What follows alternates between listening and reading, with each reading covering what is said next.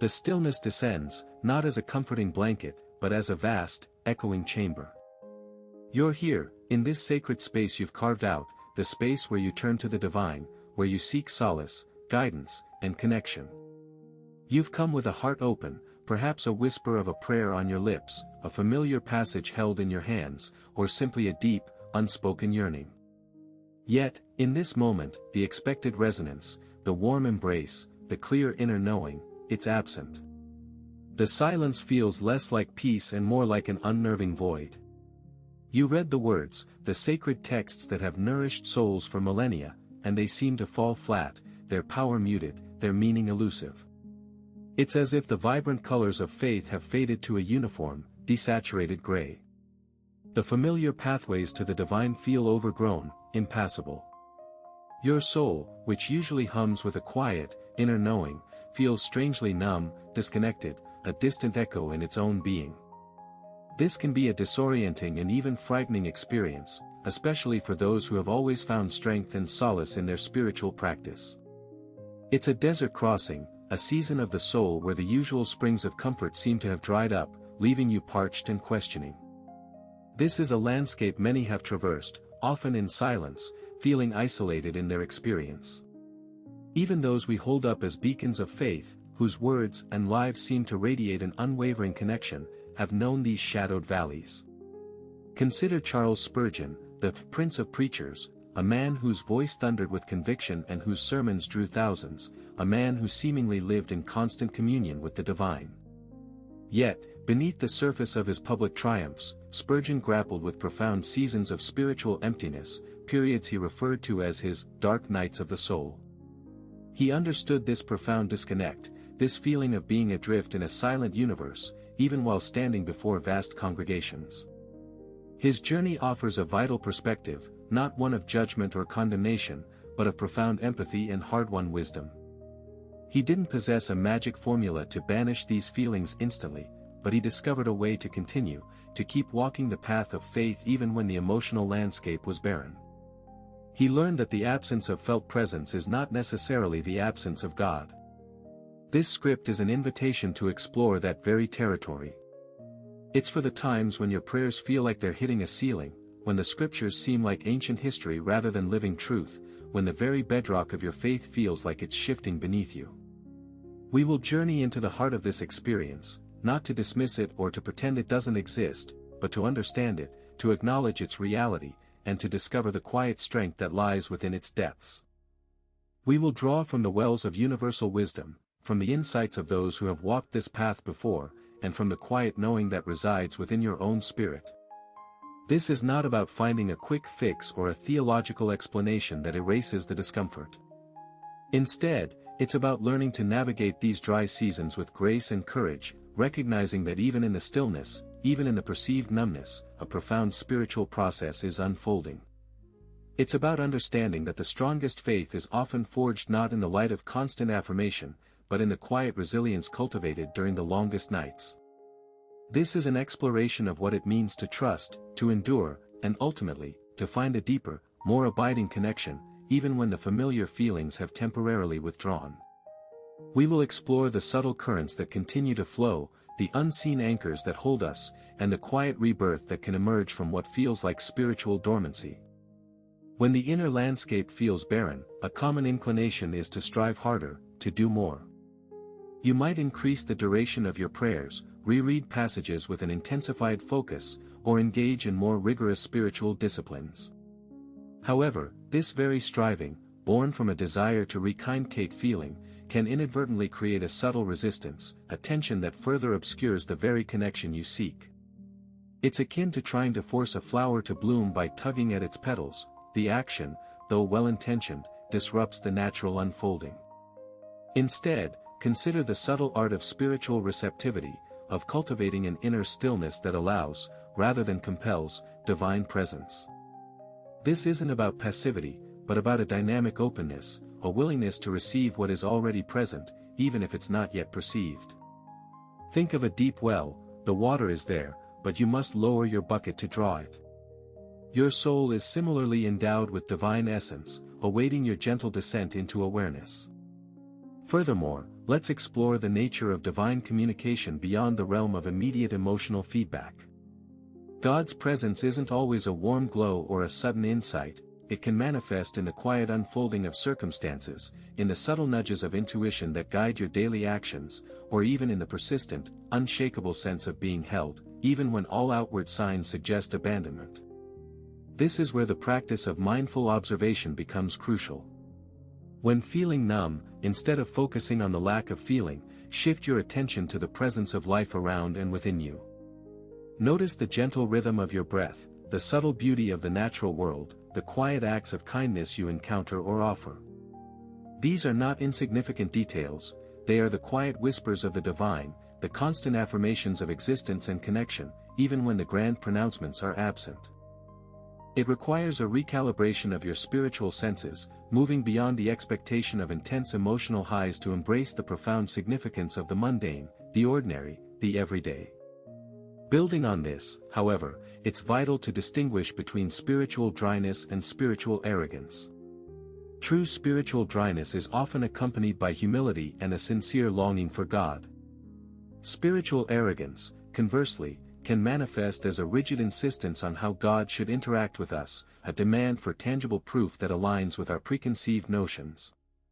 When faith feels frozen, it's easy to fall into the latter, questioning God's faithfulness based on our subjective experience. Yet, divine wisdom operates on a scale far beyond our immediate comprehension. Consider the ancient Israelites wandering in the desert. They faced immense hardship, periods of profound doubt and complaint, yet God's presence, though often tested and questioned, remained a constant, guiding force, leading them toward their promised land. Their journey wasn't marked by perpetual joy or miraculous ease, but by a persistent, albeit often grudging, movement forward, sustained by a promise that transcended their immediate feelings. Conversely, when your faith feels frozen, resist the urge to interpret this stillness as a personal failing or a sign of divine disapproval. Instead, view it as an invitation to deepen your trust in the unseen. This is the crucible where genuine faith is forged. It's in these moments of perceived absence that we learn to rely not on the fleeting warmth of emotion, but on the enduring truth of God's character and promises. Think of a sculptor working with marble. The initial chiseling is rough, the form is not yet apparent, and much dust is created. Yet, with each deliberate strike, guided by vision and skill, the masterpiece begins to emerge. Your spiritual journey is much the same. The periods of perceived emptiness are not voids, but the necessary stages of refinement, where the rough edges of your understanding are smoothed, and the true contours of your spirit are revealed.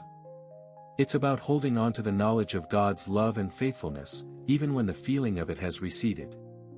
This unwavering adherence to truth, even in the face of emotional desolation, is a testament to a faith that has moved beyond mere sentiment into a profound, resilient commitment. When you find yourself in this profound stillness, where feelings seem to have withdrawn their warmth, consider the subtle yet potent force of divine purpose as a guiding principle. It's not about feeling God's presence as an emotional sensation, but about recognizing His orchestrating hand in the unfolding of your life, even when it feels barren. Think of a skilled artisan who, while working on a magnificent tapestry, might only reveal small sections at a time, leaving the full grandeur of the design hidden until the very end. Your current experience, however disorienting, is part of a much larger, intricate pattern, a divine blueprint that is continuously being woven.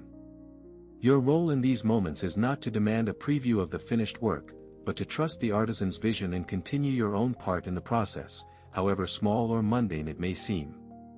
This trust is not blind faith in the absence of evidence, but a deep-seated conviction in the inherent goodness and ultimate intention behind all of existence.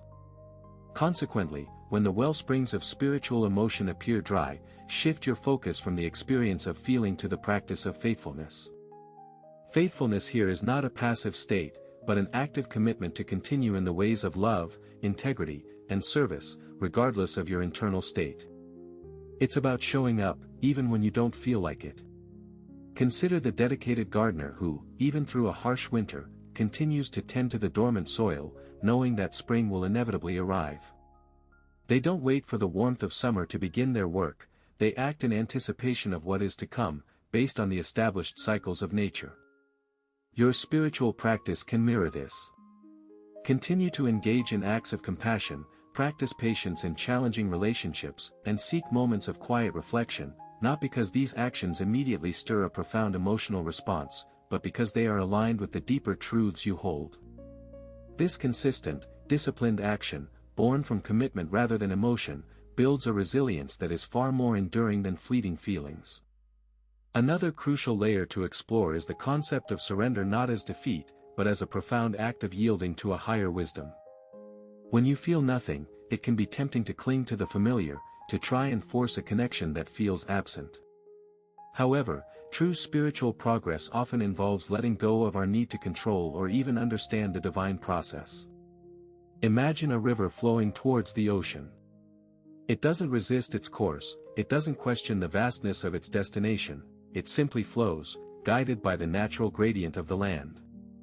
In your moments of spiritual quietude, practice this kind of yielding. Release the pressure to feel, to know, to be in a certain way. Instead, offer your state of being, your emptiness, your confusion, to the divine.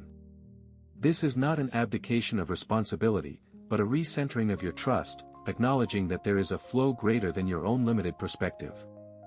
Furthermore, this practice of surrender can unlock a deeper capacity for gratitude, even in the absence of felt spiritual highs. Gratitude, when cultivated in these seemingly barren times, becomes an act of profound spiritual alchemy.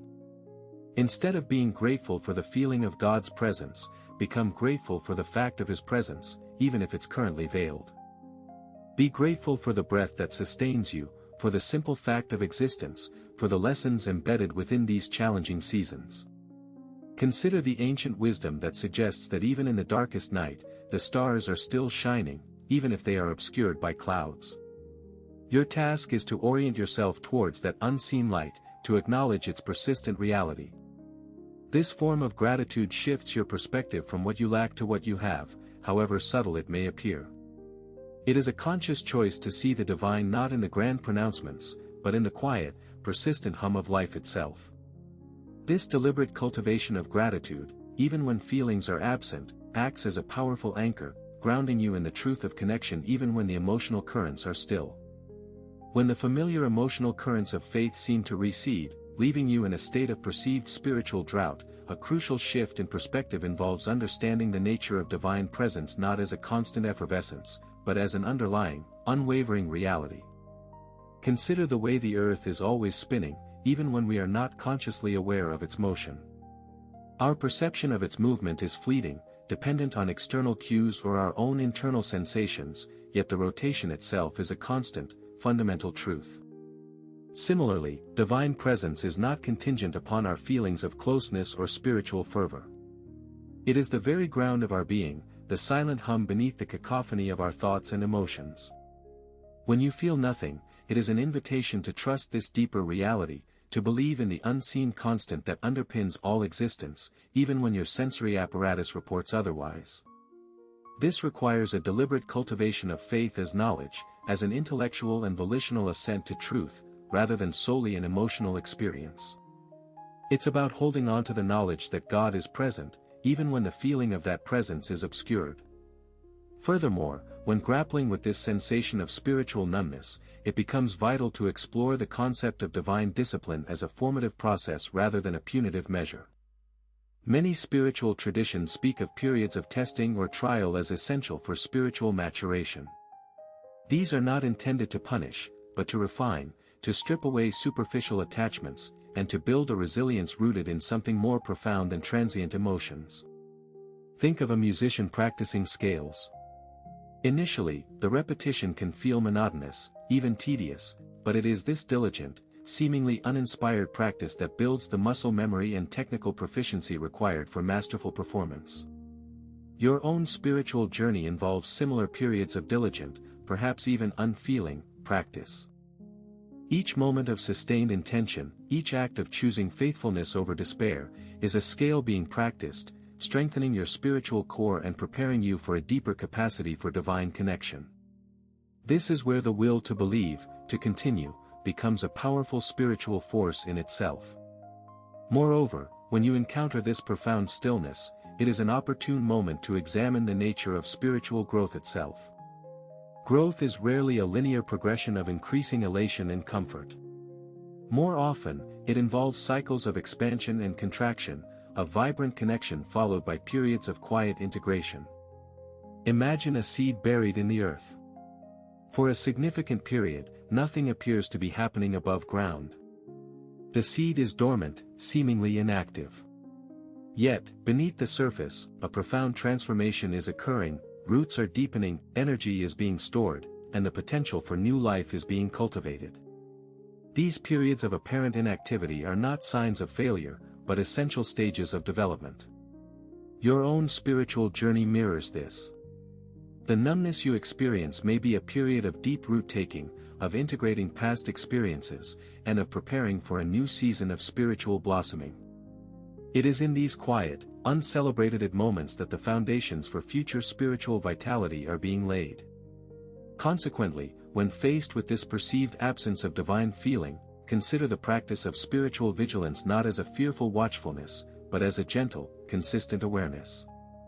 This is not about anxiously searching for signs of God's presence, but about maintaining a quiet, receptive posture towards life. It is akin to a lighthouse keeper who, through calm and storm, maintains the steady beam of light. The keeper doesn't control the ships that pass, nor the weather that buffets the tower, but they faithfully maintain their post, offering a consistent point of reference. Your spiritual vigilance is about consistently tending to your inner life, maintaining your connection to core values and practices, even when the emotional landscape feels barren. It's about showing up for your own soul, day after day, with a quiet determination to remain open to the subtle workings of the divine. This consistent tending, this gentle vigilance, becomes a testament to a faith that is not dependent on peak experiences, but grounded in the enduring reality of divine love and presence. This unwavering commitment, enacted through consistent, quiet practice, is a powerful affirmation of your spiritual path, even when the usual markers of progress seem absent. Reflecting on this journey so far, we've journeyed through the quiet valleys where the familiar echoes of spiritual connection seem to have faded, leaving behind a profound stillness that can test the very foundations of our faith. We've acknowledged the human tendency to seek tangible signs, the warmth of felt presence, and the clear resonance of divine communication. Yet, we've also begun to explore a deeper terrain, one where the absence of immediate feeling does not equate to an absence of the divine, but rather invites a recalibration of our spiritual senses. This recalibration involves recognizing that the divine's presence is not solely a matter of effervescent emotion, but a fundamental reality, an unwavering constant that underlies existence itself, much like the persistent hum of life that continues even when our attention is elsewhere. As we pivot towards our final reflections, consider how these explorations converge, not into a simple summation, but into a more nuanced understanding of enduring faith. It's about recognizing that the resilience of our spiritual core is often forged not in the sunlit peaks of ecstatic experience, but in the quiet, determined cultivation of inner steadfastness during the prolonged twilight hours. The seeds of a more profound connection are often sown in the very soil of perceived absence, where the reliance shifts from fleeting sensations to an enduring trust in unseen currents. This journey has illuminated the subtle yet powerful ways in which our inner landscape is shaped, not by a need for constant affirmation, but by a persistent commitment to the underlying truth, even when the outward manifestations are veiled. The path forward, therefore, is less about reigniting a lost fire and more about recognizing the embers that have always glowed, waiting for the right conditions to reveal their enduring warmth. This perspective offers a gentle yet potent invitation to embrace the totality of our spiritual experience, acknowledging both its seasons of luminous clarity and its periods of quiet, formative stillness. It's in understanding this dynamic interplay that we find the capacity to navigate the inevitable shifts in our inner world with grace and unwavering hope, moving towards a more robust and deeply rooted spiritual life. The journey through the silence, the perceived numbness, the moments when faith feels like a frozen river, is not a detour from our spiritual path, but a vital part of its very unfolding. It is in these seemingly barren landscapes that the deepest roots of our connection are nurtured, not by the warmth of immediate feeling, but by the steadfast commitment to what we know to be true. When the words of Scripture fall flat, and prayers seem to dissipate into an indifferent void, we are called to a different kind of knowing, a knowing that resides not in the ephemeral realm of emotion, but in the unwavering bedrock of divine faithfulness. This is the profound realization that God's presence is not a flickering candle, dependent on the winds of our subjective experience, but the very air we breathe, the silent, constant energy that sustains all life, whether we perceive it or not. This understanding transforms our practice. It moves us from a striving for feeling to a cultivating of being. It is about embracing the stillness not as an emptiness to be filled, but as a sacred space in which to rest, to trust, and to allow the subtle, persistent currents of grace to work within us.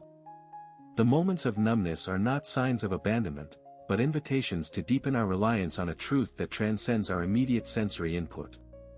This is where true spiritual maturity blossoms, not in the grand pronouncements of ecstatic moments, but in the quiet, persistent act of showing up, of continuing to tend to the inner garden even when the blooms are not yet visible.